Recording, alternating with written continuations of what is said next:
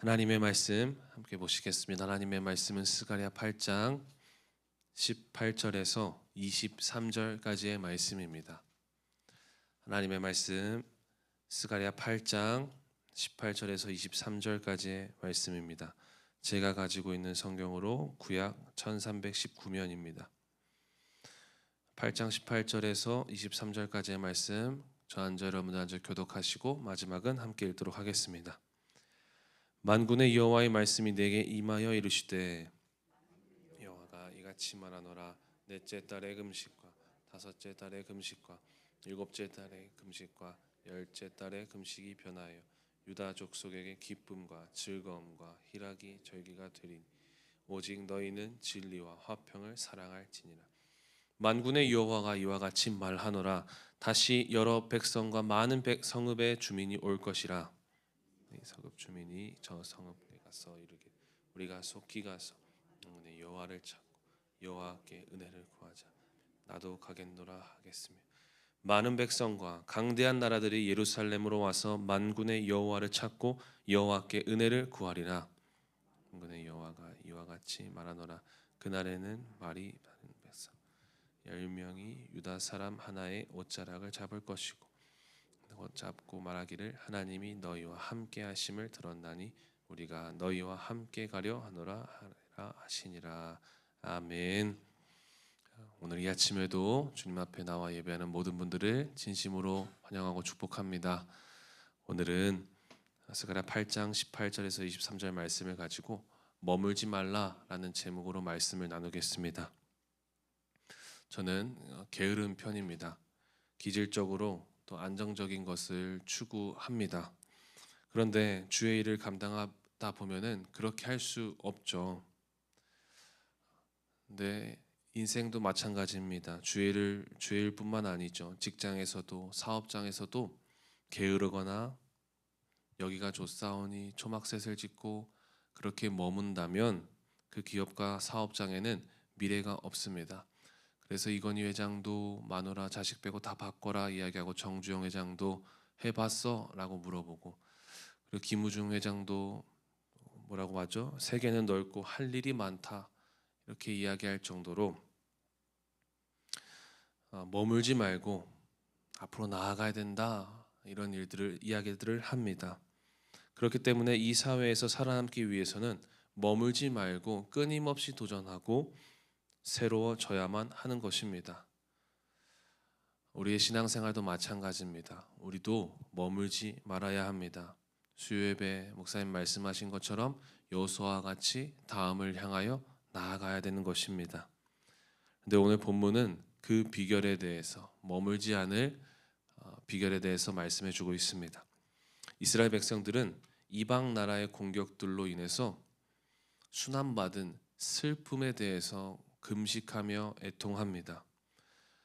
우리가 공격당한 우리가 망한 그날을 기억하면서 슬퍼하며 금식한다. 금식일을 지켰다라는 것입니다. 즉 이들은 회개의 금식보단 자신의 처지를 비관하여 애통하는 금식이었습니다. 하나님 앞에 돌아가고자 금식하는 것이 아니라 자신의 처지, 슬퍼하는 모습들을 보고 금식했다라는 것입니다. 그런 슬픔에 갇혀있는 이스라엘 백성들에게 하나님께서 다시 한번 약속하십니다. 19절 말씀에 금식이 변하여 유다 족속에게 기쁨과 즐거움과 희락의 절기들이 되리니 금식이 변하여 유다 족속들에게 기쁨과 즐거움과 희락의 잔치가 되게 한다 약속하십니다. 이 말씀은 단순한 그냥 내적인 즐거움을 의미하지 않습니다.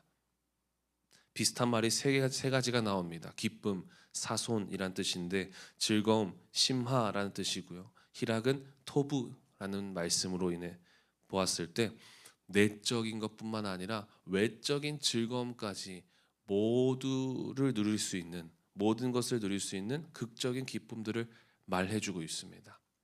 그러니까 지금까지는 슬픔을 기억하며 자신들이 고통당했던 일들을 기억하면서 금식했더라면 이제는 그렇게 금식하지 않고 하나님께서 주시는 내적인 외적인 전인적인 기쁨을 회복시켜 주시겠다 하나님이 약속하십니다.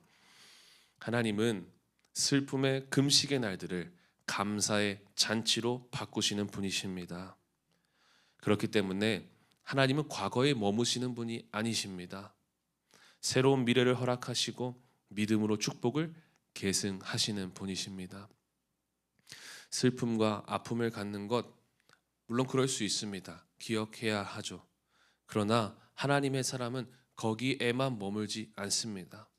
슬픔에만 머물지 않고 아픔에만 머물지 않습니다. 예수님도 십자가 위에만 머물지 않으셨습니다. 죽으시고 부활하심으로 온 인류에게 새 생명을 주신 분이십니다. 이처럼 그리스도인은 슬퍼하는 금식의 날에 머물 수가 없습니다.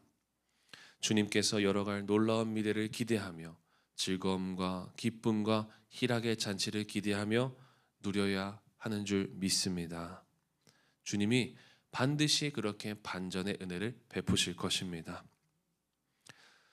그런데 하나님은 축복의 미래를 주실 것이라는 약속에 머물지 않습니다.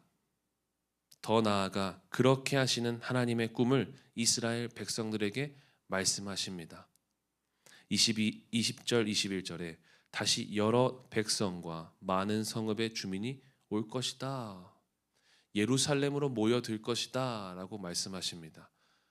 즉 핫플레이스가 된다는 거죠. 다 몰려든다. 22절에서 23절 말씀에 보니까 많은 나라들이 예루살렘으로 올라와 하나님을 예배하고 하나님의 사람들과 함께하기를 고백할 것이다. 너희들이 중심이 될 것이다. 하나님의 사람들을 통하여서 많은 사람들이 하나님을 예배하게 될 것이다. 이 말씀은 이스라엘 백성들, 즉 하나님의 사람들이 세상의 빛과 소금으로 쓰여지게 될 것이다. 하나님이 약속하시는 것입니다. 하나님은 그들을 위로하고 그들을 기쁨으로 회복시키고 감사를 회복시키는 것을 넘어서 하나님은 하나님의 사람들을 통하여서 이 나라와 민족 온 세계와 열방을 바꾸시길 원하시는 분이십니다. 하나님은 절대 머물지 않으십니다. 그렇습니다. 하나님께서는 부르심에서 머물지 않으십니다. 부르심에는 반드시 목적이 있습니다. 사람을 세우는 것엔 목적이 있습니다. 그렇기 때문에 쓰임에 맞게 쓰여지는 것이 너무나 중요합니다. 우린 하나님 나라와 영광을 위해 쓰여지는 것이 하나님께서 우리를 부르신 목적입니다. 나이의 많고 적음을 떠나 남녀노소를 떠나 우리는 하나님께서 부르신 하나님의 목적에 맞게 쓰여진 하나님의 사람들입니다. 하나님은 그래서 절대로 우리가 지금에 머물지 않기를 원하십니다. 하나님은 우리를 통해서 모든 나라와 민족이 거룩한 도시, 거룩한 민족, 거룩한 나라가 되기를 바라시는 분이십니다. 그래서 우리도 이와 같이 머물지 않기를 바랍니다. 에베소서 1장 18절 말씀에 이렇게 나와 있습니다. 너희 마음의 눈을 밝히사 그의 부르심의 소망이 무엇이며 성도 안에서 그 기업의 영광의 풍성함이 무엇이며. 우리가 더욱 부르심의 소망을 갖고 상속의 영광의 풍성함과 하나님의 능력의 지극히 크심을 우리가 경험하시는 그런 저와 여러분 모두가 되기를 간절히 소망합니다. 더 이상 슬픔에 안주하지 마시고 넉넉함에 머물지 마시고 영혼에 대한 간절함, 사람을 세우고 섬기는 일에 대한 열심과 핵심을 잡으시기를 바랍니다. 하나님이 우리를 그렇게 부르신 것입니다. 머물지 않으셨던 주님처럼 우리도 십자가를 지나 영광으로 나아가는 삶이 되기를 간절히 소망합니다. 기도하겠습니다. 하나님 감사합니다. 오늘도 말씀을 통하여서 우리가 어떻게 살아가야 되는지 깨닫게 하심에 감사합니다. 하나님, 우리가 더 이상은 머물지 않게 하여 주시고 하나님께서 보여주시고 나아가게 하시는 그 길 따라 우리도 나아갈 수 있도록 도와주시옵소서. 또한 우리가 방향을 잘 잡을 수 있도록 도와주옵소서. 목적을 분명히 하여 하나님께서 부르신 하나님의 뜻이 무엇인지 바로 알아 그 뜻대로 그 목적대로 잘 쓰여질 수 있는 우리의 삶이 되게 하여 주옵소서. 하나님, 가지고 나온 기도 제목들 많이 있습니다. 우리의 슬픔의 기도의 제목들을 감사와 기쁨과 즐거움과 희락의 기도의 제목들로 바꾸실 것을 믿습니다. 주님 역사하여 주시옵소서. 감사드리고 예수님의 이름으로 기도하였습니다. 아멘.